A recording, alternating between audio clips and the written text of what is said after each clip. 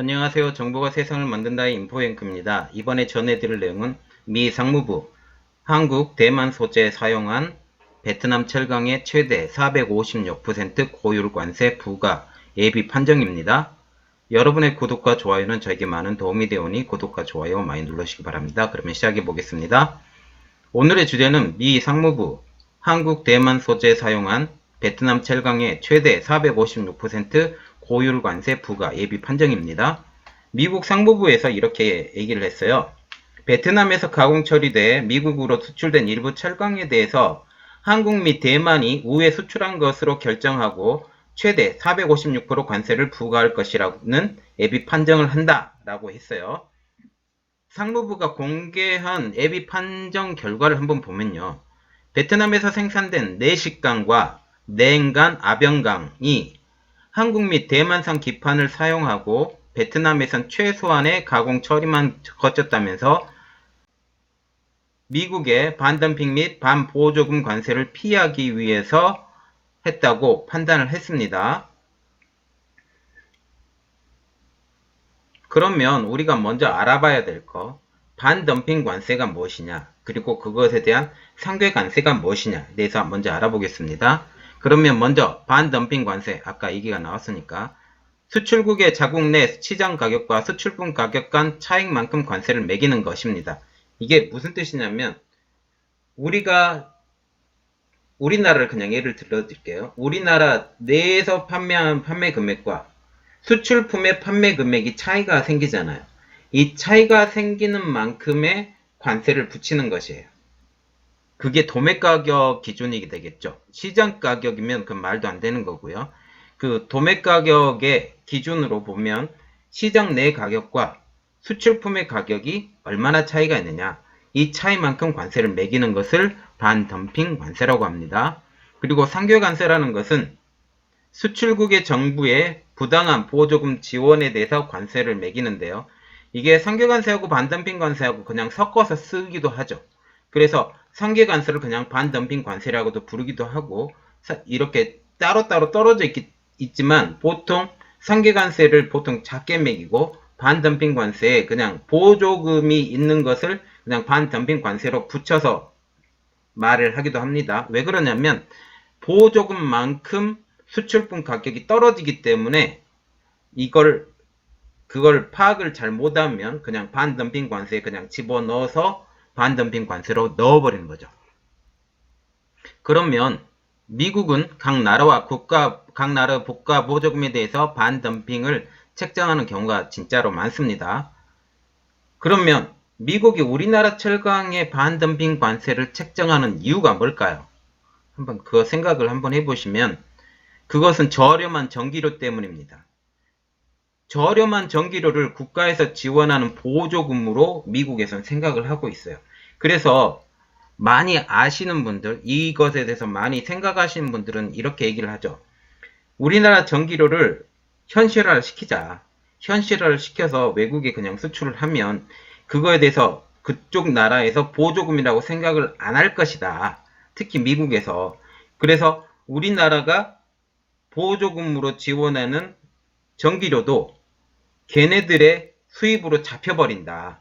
그렇게 말을 하는 거죠. 미국의 수입으로 잡히고 아니면 다른 나라의 수입으로 잡혀버리기 때문에 결국은 우리나라에서 그만큼 손해가 된다. 그렇게 얘기를 많이 하십니다. 제가 그런 말을 많이 들었어요. 그런데 우리나라 입장으로 보면 어떤 면에서는 이게 필요악인 것 같기도 하고 이거에 대해서는 제가 어떻게 판단을 잘 못하겠습니다. 그러면 이제 더 깊이 들어가서 내식강에 대해서 한번 알아볼게요. 내식강이 무엇인데 미국이 이렇게 반덤핑 관세를 매기는지 한번 보시면 됩니다. 그리고 미국 같은 경우는 옛날에 강철왕 카네기가 있었는데 지금 같은 경우는 거의 대부분 그 철강은 수입해서 사용을 하고 있어요. 옛날에 피츠버그 쪽에서 철강이 대량 생산이 됐었거든요.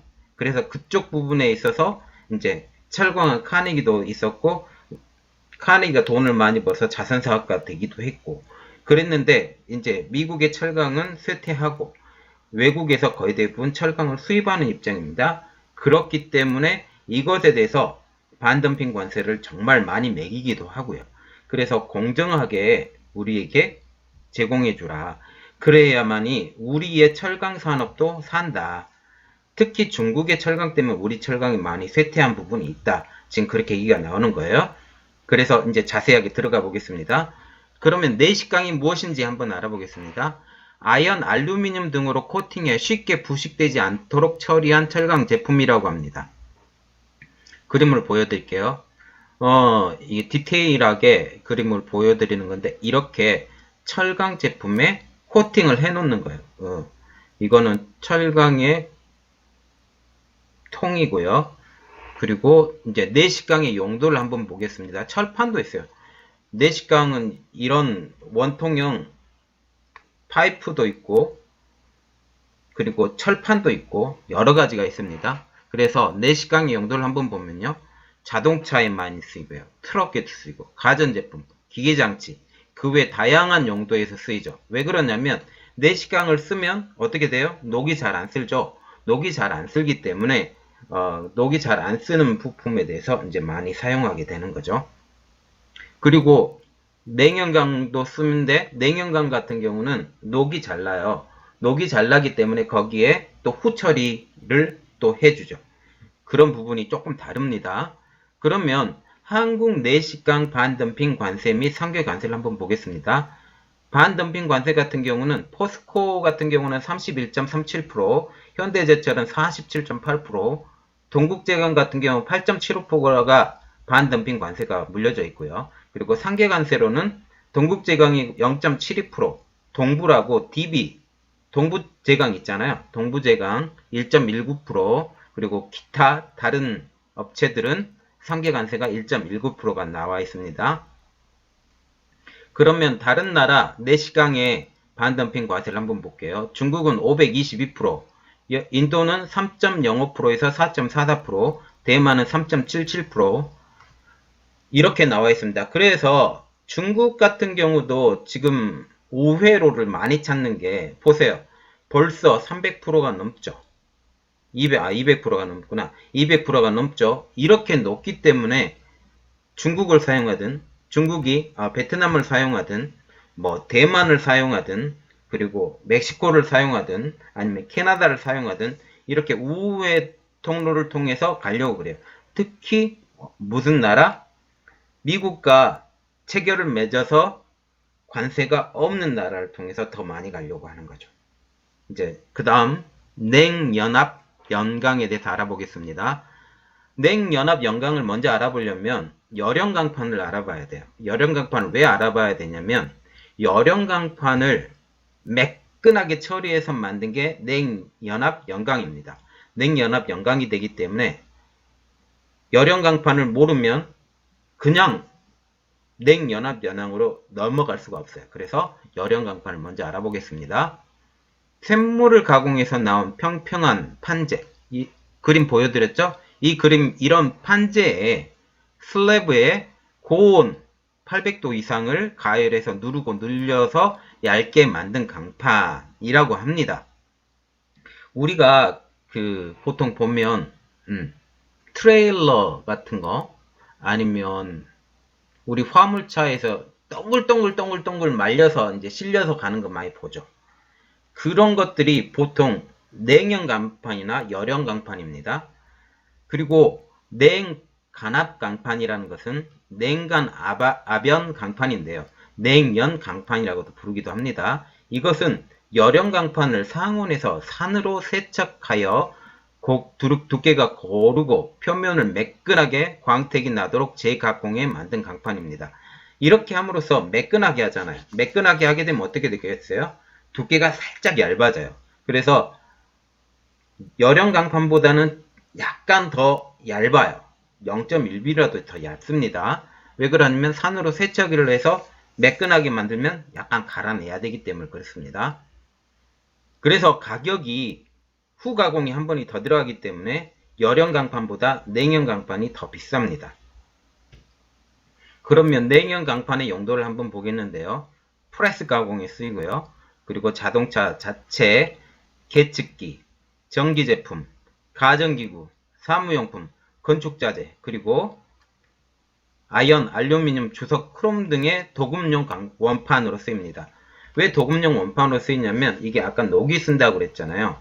녹이 쓸기 때문에 그 위에 아연, 주석, 크롬의 도금용 원판을 쓰면 여기 아연, 주석, 크롬을 더 씌우면 뭐가 돼요?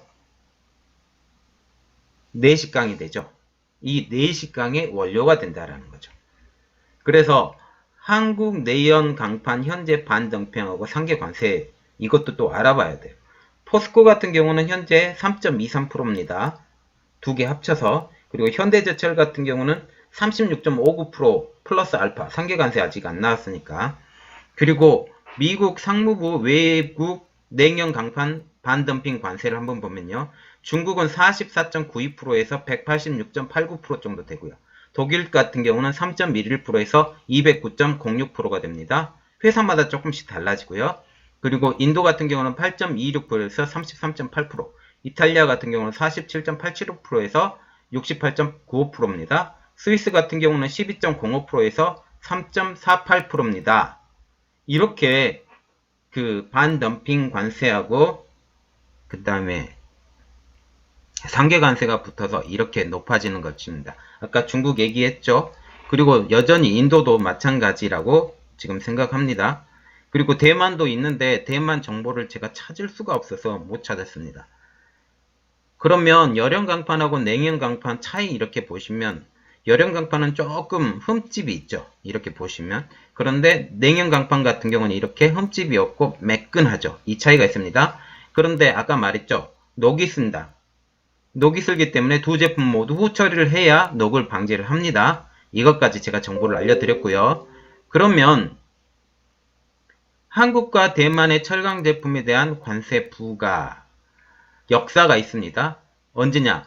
2015년도 12월과 2016년도 2월 달에 그 철강 제품에 대해서 관세가 부과가 됐는데 이 부과 시점에서부터 지난 4월까지 베트남에서 미국으로 수출된 내시강과 냉연 아변강의 규모가 크게 증가했다고 합니다. 얼마나 증가했냐? 내시강 같은 경우는 332%가 증가를 했고 냉간 아변강 같은 경우는 916%가 증가했답니다. 이번 조사는 스틸 다이나믹, 캘리포니아 철강산업, 그리고 미국 철강협회 요청에 의해서 시작을 됐는데요. 상무부는 지난해에도 베트남에서 가공 처리된 일부 철강 제품에 대해서 중국에 소재가 있다 판단해서 고율 관세를 부과를 했습니다. 여전히 거의 비슷하게 부과를 했고요. 그래서 요즘 트럼프 대통령이 최근 베트남이 미국의 관세를 피하기 위해서 우회로로 이용되고 있다고 비난을 많이 했습니다. 베트남에서 가공되는 제품에 대한 규제는 지금 현재 중국 때문이라도 더욱더 강화될 예정이거든요. 이번에 중국에 대해서 또 관세를 매기려고 하다가 우리나라하고 대만이 지금 걸린 것 같은데 어떻게 될지 좀 봐야 되겠습니다. 그러면 베트남의 지금 천연 자원에 대해서 조금 좀 알아봐야 되겠는데요. 그런 것은 자료로 제가 좀 보여드리려고 보여드리는 거고요. 확인해 보시고 나중에 시간이 되시면 이렇게 쫙 끊어서 보세요. 그리고 베트남의 철강 생산량도 이것도 제가 자료로 올려드렸습니다. 이것도 한번 보시고요. 보시면 크루드 스틸 아이론 같은 경우도 전년 대비 40.9%가 증가했고 라미네이티드 스틸 같은 경우도 6.7%, 스틸바 앤 코너스 또 8.7%가 전년 대비 증가했답니다. 이렇게 베트남에 철강이 많이 나오거든요. 베트남에 철강이 많이 나와서 우리나라도 베트남에 철강을 많이 수입해서 재가공해서 베트남으로 수출도 지금 하고 있습니다. 그런 회사들이 있고요. 그리고 베트남 철강제 주요 수입국이 어디냐면 중국, 일본, 대만, 한국, 인도, 기타 등등입니다. 중국이 베트남에서 생산된 철강제를 진짜 많이 수입하고 있어요. 이렇게 베트남의 주요 철강 산업업체를 이렇게 제가 많이 보여드리고 여기서 우리가 주목해서 봐야 될 게 포스코 스틸 코퍼레이션입니다. 이거 포스코입니다. 그러면 이번에 제일 문제가 됐던 회사, 한국 회사로 보면 포스코입니다. 국내 철강업체 중 베트남에서 관련 제품을 생산하는 업체고요. 그런데 포스코가 이번에 발표를 했죠. 미국행 수출 제품은 이번 조사 개시 이전부터 베트남산 소재를 사용해서 베트남 법인은 영향이 없을 것이라고 발표를 했습니다. 그 미 상무부의 반우회 덤핑 조사에 성실히 임하고 있으며 아직 관세율 등의 조사 결과에 대해서 정식으로 공표한 상황이 없다라고 이렇게 발표를 했습니다. 이렇게 보면서 우리가 생각을 하고 있는 게 베트남은 지금 많이 미국에서 관리를 하고 있는 나라다. 여기서 깜빡 잘못했다가는 찍혀서 퇴출당할 가능성이 아주 높다. 만약 우리나라에서 베트남으로 진출할 기업이 있다면 이 점을 항상 고려해서 진출을 했으면 좋겠습니다. 그리고 우리나라가 더욱더 발전해서 부강한 나라가 됐으면 좋겠다는 게 저의 생각입니다. 저의 내용이 좋았다면 구독과 좋아요 그리고 알림 설정까지 꼭 부탁드리겠습니다. 그리고 의견을 남겨주실 분에 대해서는 밑에 댓글도 달아주시고요. 그리고 이 부분에 대해서 알고 싶다 하는 것도 댓글을 달아주시면 제가 성실히 해서 한번 올려드리도록 노력하겠습니다. 저의 내용이 좋았다면 다시 한번 구독과 좋아요 한번 부탁드리고 오늘 내용은 여기까지였습니다. 감사합니다.